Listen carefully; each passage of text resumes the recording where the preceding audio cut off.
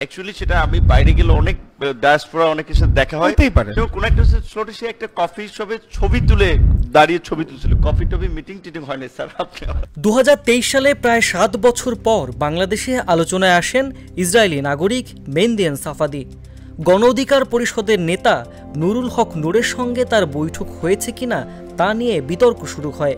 নূর একে ষড়যন্ত্র ও অপপ্রচার বললেও মেহেদী সাফাদি প্রকাশ্যে দাবি করেছিলেন তাদের দেখা হয়েছিল।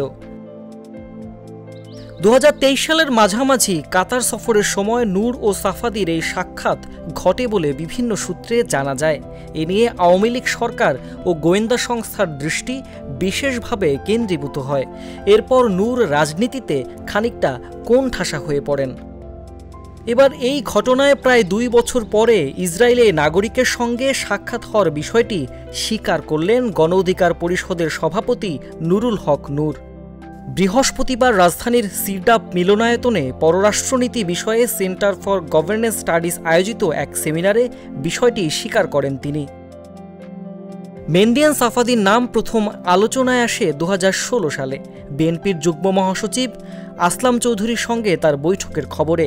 ওই ঘটনার পর আসলামের বিরুদ্ধে রাষ্ট্রদ্রোহ মামলা হয় এবং তিনি গ্রেফতার হন। তখন আওয়ামী লীগ সরকার অভিযোগ তোলে বিএনপি বিদেশে ষড়যন্ত্র করছে। এরপর থেকেই সাফাদিকে ঘিরে বিভিন্ন রাজনৈতিক গুঞ্জন শুরু হয়। তবে তাকে ইসরায়েলি গোয়েন্দা সংস্থা মোসাদের সঙ্গে যুক্ত বলে দাবি করা হলেও এর নিশ্চিত কোনো প্রমাণ মেলেনি। রাশেদ জায়হান, জাগো নিউজ, ঢাকা। ডায়ালগ সুবাসিত টয়লেট ক্লিনার, যার পাওয়ার প্লাস ফর্মুলা টয়লেটের কোনায় কোনায় পৌঁছে 99.99% জীবাণু ধ্বংস করে।